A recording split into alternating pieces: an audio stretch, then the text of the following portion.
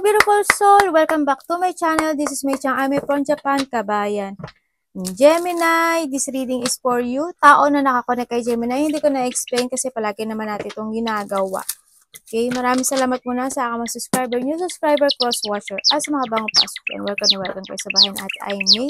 Salamat sa nakataba ng puso ninyong mga comments. At sa mga nagpa-personal reading, maraming salamat po. Kung gusto na personal reading at energy nyo lang talaga gusto makuha natin, all the details is nasa baba ng video na ito. General reading tayo, no, Gemini. Tao na ako ni kay Gemini. Kuhanin mo lang yung sa'yo. Maaring vice versa, ha? Tandaan nyo, maaring vice versa. Maaring hindi nyo ito energy. Okay? Maaring ito is related sa magulang, kapatid, kaibigan, kasama sa trabaho. Okay? Tao na nakakonect kay Gemini. Anong nararamdaman mo kay Gemini? Karelasyon yan. Anong nararamdaman mo kay Gemini?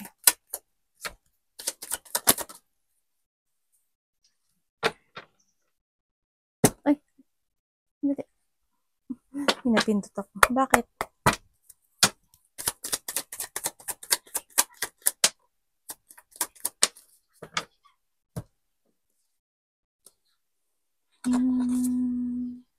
Okay.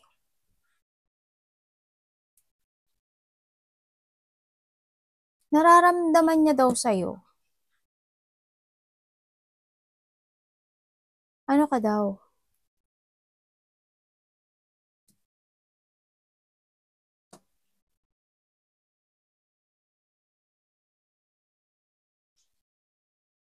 There's an unfinished business dito sa situation na to. Parang meron ka daw iniisip na isang bagay na hindi pa natatapos. Yun ang ramdam niya. May mga sitwasyon daw na parang either may, yun nga, pag-iisip every night or may iniisip ka. May mga, maaring meron ka mga sitwasyon na may mental trap ka, ganyan. Ganun nakita ko. Parang may sitwasyon na hindi pa daw natatapos sa'yo at nandun ka pa sa isang sitwasyon na natatrap ka daw doon. Parang may mga pinag-iisipan ka na either solution, na may mga sinisiyasat ka, either may gusto kang i-withdraw or may mga sitwasyon na either you want to retire or gusto mong ng kasagutan. Ganun. So, paghahanap ng isang sitwasyon. Parang may mga iniisip-isip ka daw gabi-gabi. Kaya nakita daw niya parang you are frustrated, ganyan. So, nakita ko dito. Yan, no, parang nandun daw yung pag-iisip, no, every night sa nakikita ko dito. Either ikaw is night shift or marami ka lang talagang pinag-iisipan. Sa nakita ko dito.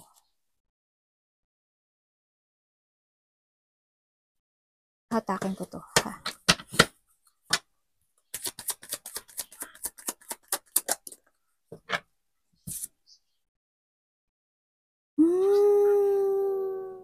Okay, may sabihin. Maaring ikaw ito or hindi Pero ang sabi niya kasi parang may problema ka sa pera. Family, pera, trabaho. Ganyan ang nakikita ko. Parang yung manifesting, may minamanifest ka na na isang sitwasyon na gusto mong makuha. Ganyan. No? Yun nakita ko. Parang may mga frustration kasi ako nakita dito.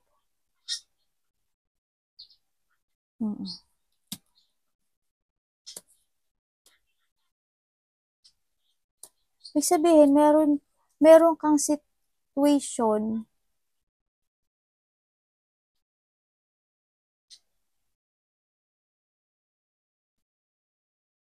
ibig sabihin, may nag-failure sa'yo. Kasi, or vice versa tayo, kasi Gemini, sabi nito, or vice versa tayo, sabi niya, ano ka daw, either ikaw ang nalinglang o nilinglang mo siya, ganun.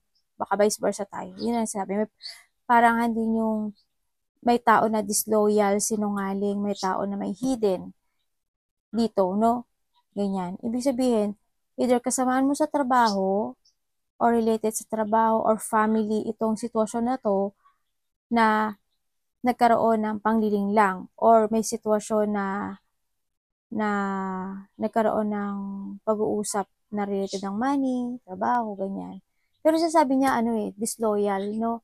And then, may mga, there's a weak.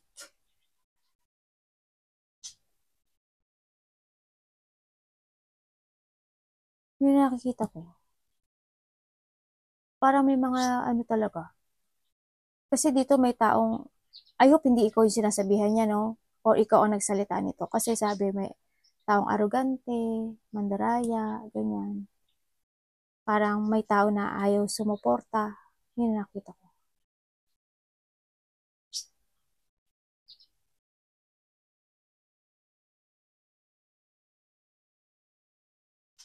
Sinasabi rin dito na parang may tao na masikreto.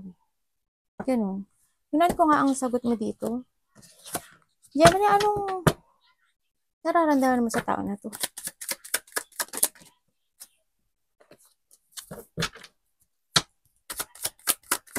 Ay, ba't ba ako kumuha na isa? Syonganay.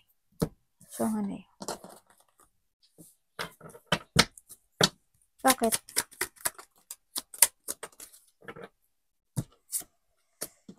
Okay. Nararamdaman mo sa tao na to, wala na. As in, andun na yung maaring hindi kayo nagkakasundo talaga, no? Hindi kayo nagkakasundo ng dalawa, as in. No, hindi yung sitwasyon na nagkaroon sa iba ng separation or nagkaroon sa inyo ng hindi pagkakasundo, ganyan, or nagkaroon ng division, nagkaroon ng mga disappointment sa iba, disappointment, mga sadness, hindi pagkakasundo, pag-aaway man yan. Andun kasi dumaan sa depression, no? Sa nakita ko dito.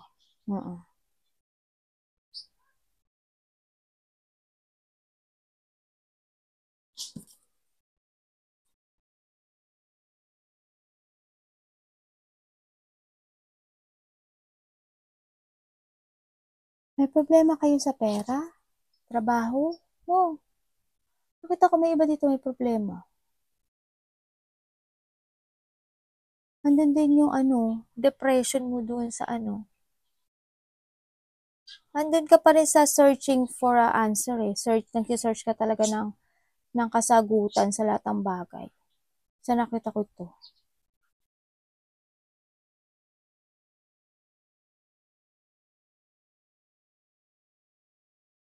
Wala na to eh. Separation, more on disappointment, tsaka heartache kasi ito eh. Sa nakita ko dito, maaaring nagkaroon na ng separation or pag-aaway talaga. Kasi when it comes din dito, nakita ko na wala na, hindi naging masaya. Hindi na rin talaga. No? Wala nang saya. Tapos, may nakita rin ako dito na parang may naghihigpit. No? I don't know if related siya sa money or you need na maghigpit ng pera. Parang gano'n nakikita ko dito.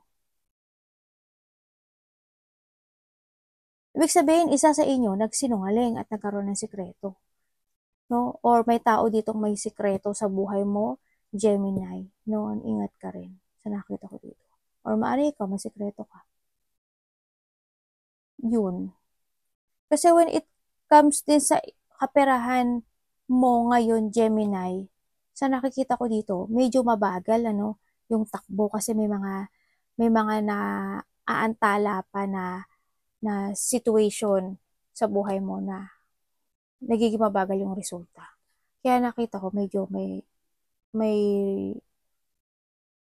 mga slow motion na nagaganap sa buhay mo. No, sa nakita ko. Nagkakaroon ng burden, Hindi, tsaka sinasabi rin dito nito na hindi stable yung relationship na to. Sa nakita ko dito. Yun. Kung kayo is magkarelasyon, hindi to stable. O hindi siya stable kasi nandun na yung pagsisinungaling. Nandun na rin yung may mga pagtatago ng sikreto. No? Yun. Kaya hindi talaga siya mag-stable. Tingnan natin ang intention. Tao na ako na kay Gemini. Anong intention mo kay Gemini? Tandaan nyo, maaaring tayo is vice versa, Vice versa. Maaaring sa kanyang energy to o sa'yo. Ano yung, bakit Six of Cups?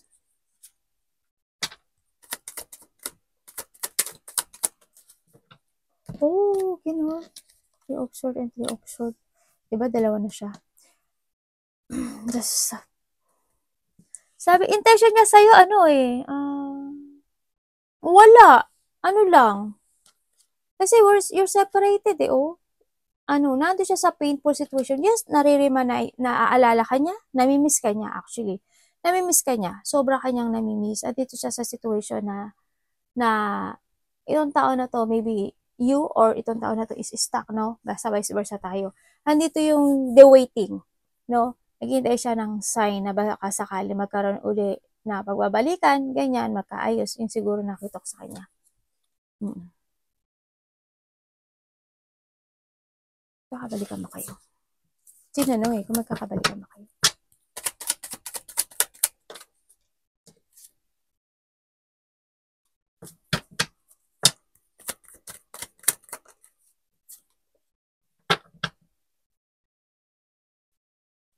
Sino?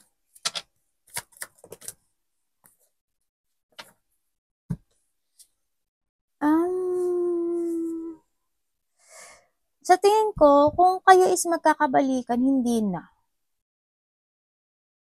Hindi na. O kasi ano eh, andito rin kasi yung situation na isa sa inyo is meron ng ginagawa. Kumbaga, isa sa inyo nakapag-decide na siya na ito yung gusto ko. Ito ako. Dito ako masaya. Sa relasyon natin, we're not stable. Hindi, wala nang balikan na mangyari. Ganun nakita ko sa kanya. Maaring ikaw ito, Gemini, or siya ha. Ganun. Maaring may isa dito na nagkaroon na ng bagong relationship, no? Kaya kasi, sa nakita ko dito rin talaga, ikaw to, Gemini, hindi talaga yung separation, so ito rin separation. Ibig sabihin,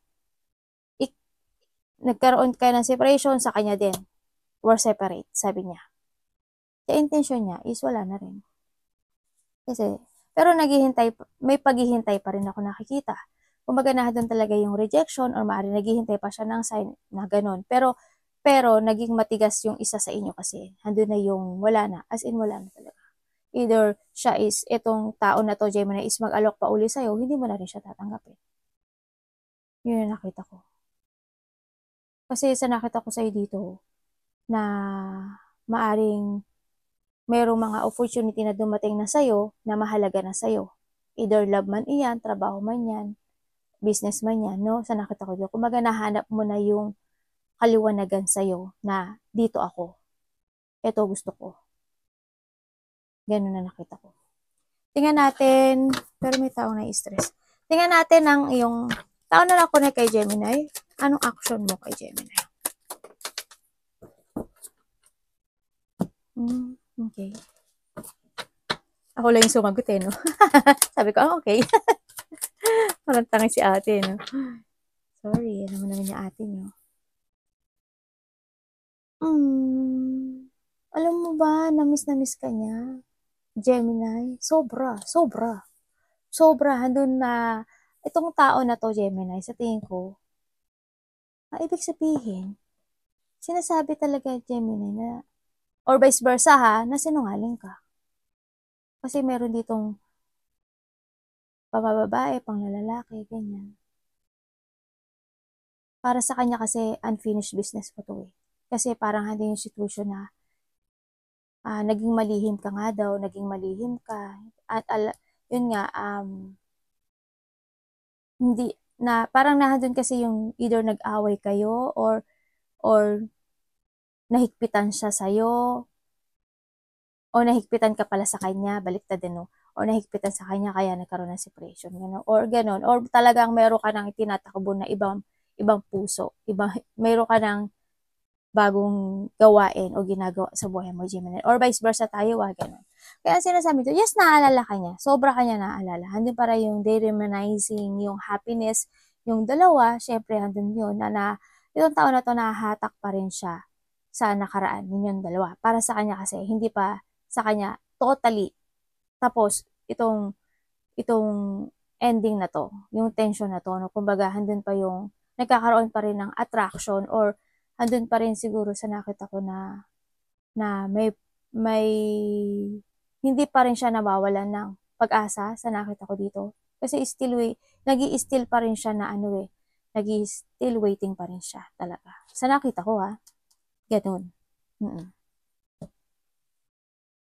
Parang kung malay mo, di ba, someday, mga ganun siguro. Nakita ko. Kasi andun yung sadness. Sobrang sad. Itong tao na to, Gemini, sad siya. Andun yung sadness, andun yes, nagkaroon kasi na-disappoint siya sa'yo or vice versa tayo, ganun.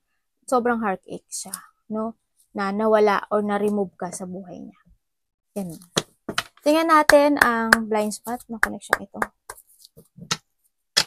Anong blind spot na connection ito? Maring ikaw ito, Gemini, or vice versa. Or siya. Wala na, no? Magkalayo na kayo ng mundo. Magkalayo na kayo as in separate way.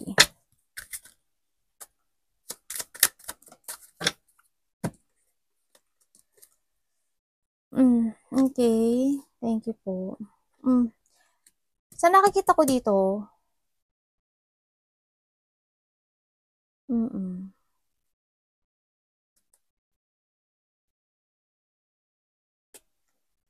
mayroon ditong tao na may bago nang minamahal or there's an opportunity of new, no, sa kanya. Kasi parang nakikita ko na yung happiness nitong tao na to. Andun na rin yung enlightenment na inilet go na niya yung nakaraan. No, kumbaga andun na siya sa bagong buhay niya na they put boundaries to focus sa ngayon. Kasi andun na yung paglilet go sa nakaraan sa nakita ko dito Nagkaroon na ng transformation sa tao na to.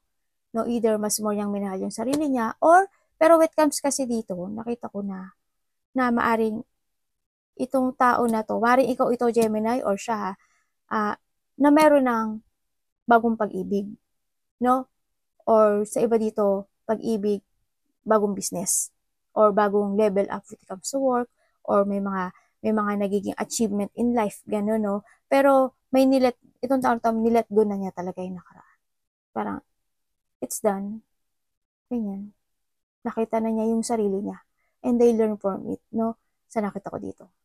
Kasi, wala na andun na talaga yung, separate way na talaga. Magkaiba na kayo ng mundo.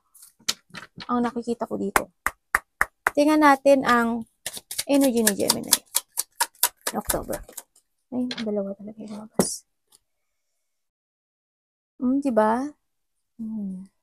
Love the Fool, Gemini, ibig sabihin, you're starting a new beginning talaga sa buhay mo. Diba? Kumbaga, nandito ka na sa sitwasyon mo, diba? The Fool ulit.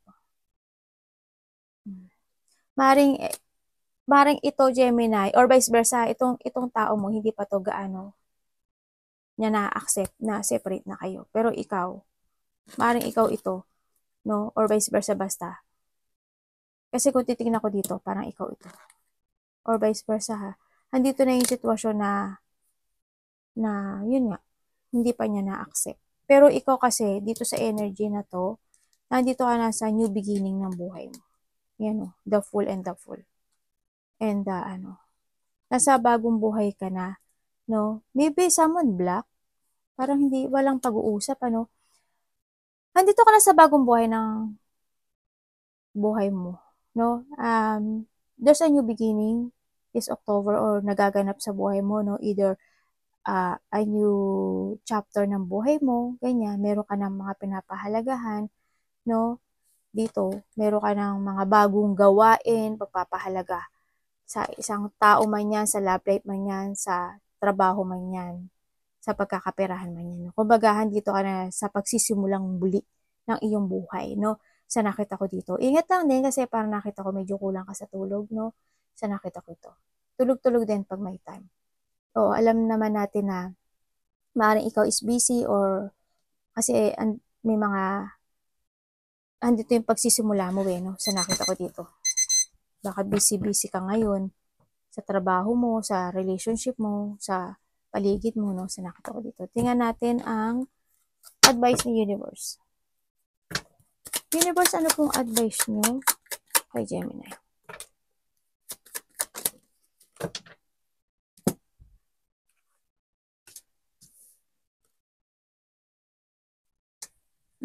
Teka, tingnan natin.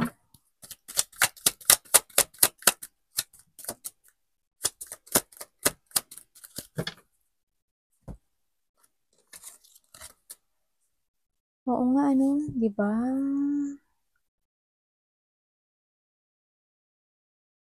Advice niya sa'yo, syempre sinasabi rin ito na you need to take care of yourself. No, you need to take care of yourself. And then, kasi sa nakikita ko dito, magkakaroon ka ng anxiety. Or there is a person here sa buhay mo na walang plano. Meron. May tao sa buhay mo na wala siyang plano sa'yo. Maaring, ganun. No? Wala siyang plano. Or maybe ikaw, sa ngayon, hindi mo alam yung plano mo sa buhay mo, ganyan. Hindi mo alam kung kasi hindi mo pa makita yung daan eh. Sa nakita ko dito. Ganun. Pero may tao na walang plano sa buhay. Or wala pang plano sa buhay. Ganyan. May mga kinikim-kim kang mga situation sa nakita ko dito. Kumbaga nagkakaroon ka rin ng option in life. Maybe you're still waiting for something, no? Sa nakikita ko dito. Kaya iba sa inyo is you're in a pain, no? Sa nakikita ko dito. Kaya hindi yung mga deep one, hindi yung mga situation na anxiety ka, hindi yung na-stagnant ka, magkakaroon daw ng delay sa'yo, no? Sa nakikita ko dito.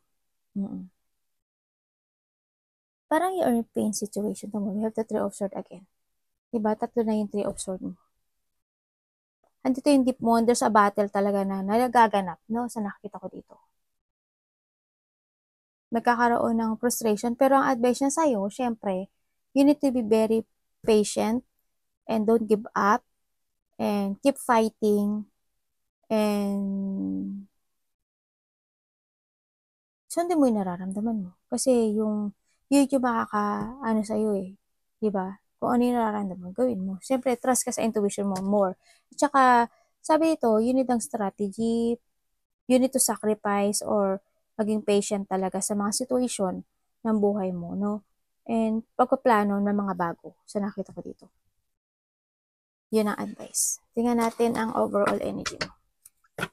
Anong overall energy ni Gemini? Baka iba sa inyo na stress na kayo sa trabaho nyo, sa pera, sa karelasyon.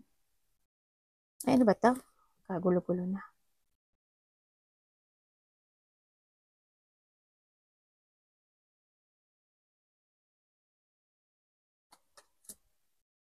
Bakit po?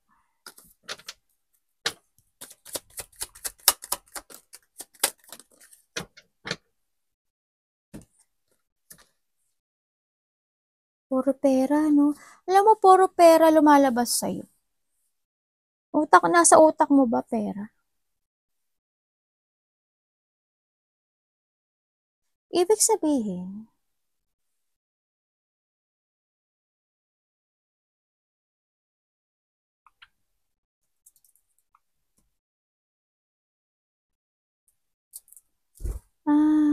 iba dito kasi problema kayo sa money. Money, trabaho, business, something ganyan, no? Sa nakita ko dito.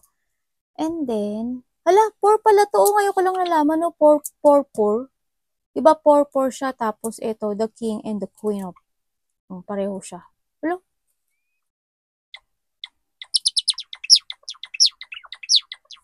Ano po yan, anak? Meron daw makikipag-collaborate sa'yo or someone want to deal? No? Sa nakikita ko ito. Siguro, yung iba dito, kung may partner kayo or situation na maaring may tutulong sa inyo na related ang money. Either magtayo ng business, ganyan, magkaroon ng partnership with them to a business, ganyan. Mga pagkakaperahan, no? Sa nakita ko dito. May pagtulong akong nakikita. And then,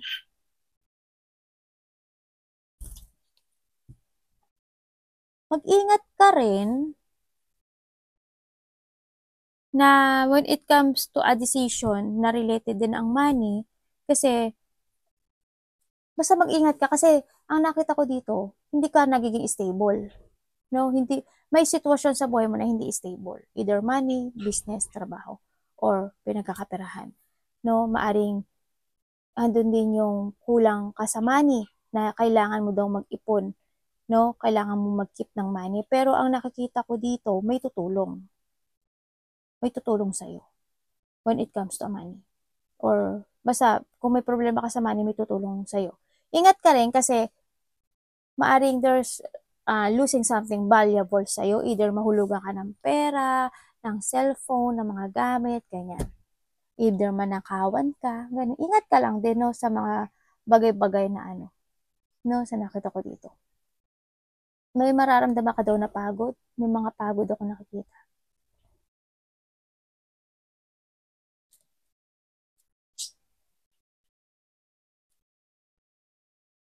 Yun, ingat ka rin, ano. Arigato namasay, God bless.